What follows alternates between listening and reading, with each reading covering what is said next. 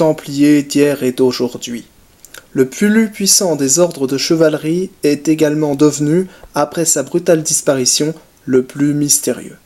Aujourd'hui encore, les Templiers continuent de fasciner, entre quête du Graal, ésotérisme et chasse au trésor.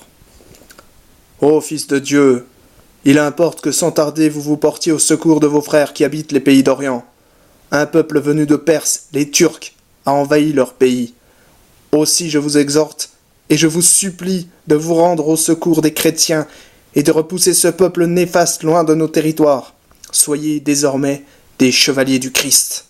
C'est par ces paroles qu'en 1098, le pape Urbain II lance l'aventure de la première croisade. L'année suivante, Jérusalem est reprise aux musulmans, une conquête fragile qu'il faut consolider. C'est alors qu'en 1118, Hugues de Payns, un chevalier champenois, et 8 de ses compagnons proposent de vouer leur vie à la protection des pèlerins qui se rendent en Terre Sainte. Établi par Baudouin II, roi de Jérusalem, dans la mosquée d'Al-Aqsa, édifiée à l'emplacement du temple de Salomon, ces pauvres chevaliers du Christ reçoivent l'appui de Bernard de Clairvaux avant que le concile de Troyes, en 1128, n'approuve la règle de cette milice de Dieu. Pauvreté des chevaliers et puissance financière de l'ordre.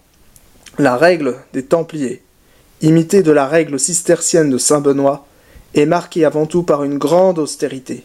Les frères, reconnaissables à leur habit blanc frappé d'une croix rouge, font les 3 vœux d'obéissance, de pauvreté et de chasteté. Ils doivent assister chaque jour à la messe, se vêtir simplement et manger à 2 dans une même écuelle. Voués à la défense des pèlerins et des routes qui conduisent en Terre Sainte, les Templiers prennent une part toujours plus active aux combats sanglants qui voient s'affronter chrétiens et musulmans. Afin de s'acquitter de ce rôle nouveau, les moines soldats s'entourent d'un personnel nombreux, sergents d'armes, chapelains et serviteurs.